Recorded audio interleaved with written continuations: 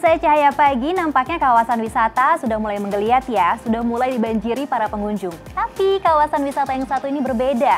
Pengunjung datang bukan untuk menikmati keindahan alam atau keseruan permainan, namun justru disajikan suasana mistis dan horor. Unik juga ya, tapi apakah sajian mistis dan horor ini bisa jadi solusi untuk berpiknik? Berikut liputannya. Destinasi wisata mistis sedang digarap Kemenparekraf. Pasarnya besar dan kian diminati.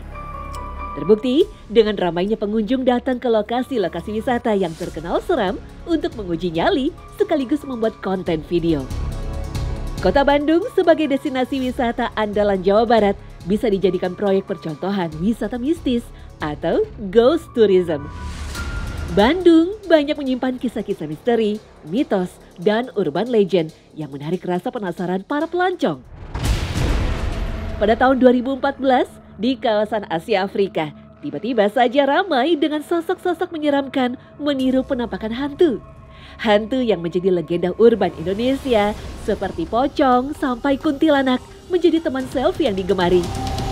Kesan seram hilang sudah, penampakan mereka justru menambah daya tarik kawasan bersejarah Asia Afrika. Hantu ini menarik sih gitu, karena mereka kan ya nyeremin gitu ya. Posenya gitu ya, kita bisa berekspresi gitu, jadi bisa ekspresi takut gimana.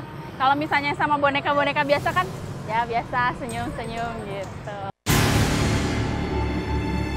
Untuk berfoto dengan hantu di siang hari tak dipatok biaya, wisatawan bisa memberikan uang sesuka hati. Mulai dari Rp2.000 sampai Rp10.000, hasilnya lumayan. Hantu jadi-jadian bisa mendapat uang paling sedikit Rp100.000 per harinya. Wah, enak juga ya jadi hantu. Kerjanya bahkan tak sepanjang pekerja kantoran.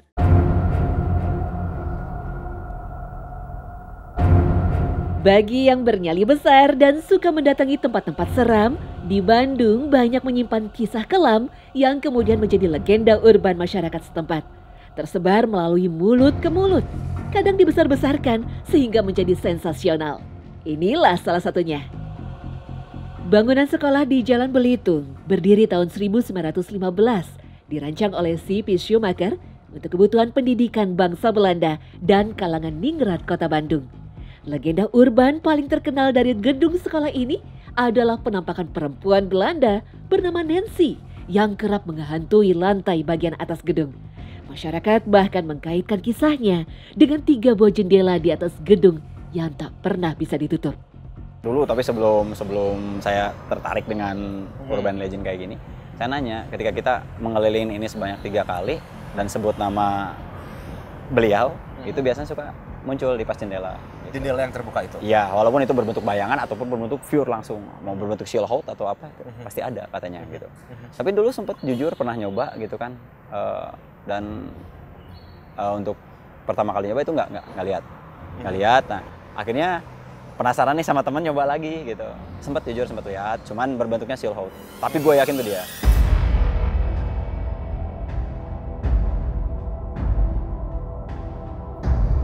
Di objek wisata mistis lain di Kota Kembang, tepatnya di Goa Jepang, sejumlah pengunjung juga bisa melihat penampakan yang tak pernah terlupakan.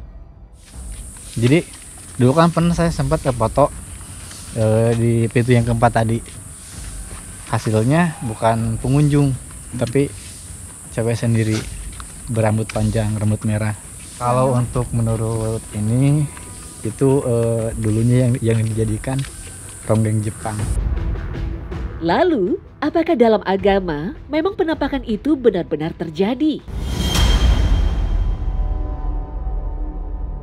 Pada dasarnya, tidak semua jin itu bisa menampakkan diri di hadapan manusia, meskipun sebenarnya sehari-hari mereka bisa melihat manusia. Jin yang bisa menampakkan diri di hadapan orang itu hanya jin-jin tertentu, yaitu jin-jin yang memiliki ilmu sihir seperti manusia. Artinya, di kalangan jin pun ada para ahli sihir seperti halnya manusia. Hal ini bisa kita ketahui dari keterangan riwayat Ibnu Abi Syaibah. Ia menuturkan ada orang yang bertanya kepada Umar tentang jin yang menampakkan diri. Lalu Umar berkata, Sesungguhnya seseorang tidak akan bisa mengubah bentuk asli sebagaimana Allah menciptakannya ke bentuk yang lain. Kalaupun terjadi perubahan bentuk itu berarti sihir. Bangsa jin mempunyai banyak tukang sihir sebagaimana kalian manusia. Apabila kalian melihat penampakan jin, maka lantunkan azan. Sejumlah sahabat Nabi pun juga pernah melihat beberapa penampakan. Salah satunya Sahal bin Abdullah. Ia menuturkan, aku berada di salah satu kawasan tempat kaum Ad. Tiba-tiba aku melihat suatu kota yang terbuat dari batu yang dilubangi. Di lubang batu itu, di tengahnya terdapat sebuah gedung yang dijadikan tempat tinggal para jin. Lalu aku memasukinya. Tiba-tiba aku bertemu seorang yang sudah tua dan sangat besar tubuhnya sedang mengerjakan salat. Orang tua itu memakai jubah dari bulu yang dianyam dengan sangat indahnya.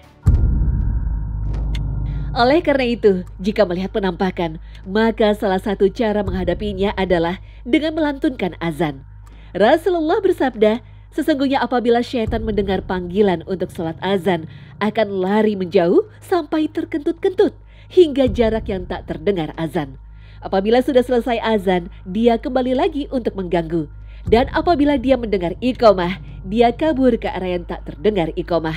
Apabila selesai iqamah, dia kembali lagi untuk mengganggu. Hadis riwayat Muslim. Perlu diperhatikan, meski boleh melawan, kita tidak boleh mencaci maki jin seperti mengatakan, mau apa kau? Dasar jelek, atau kata lain yang sejenis. Mengapa tidak boleh?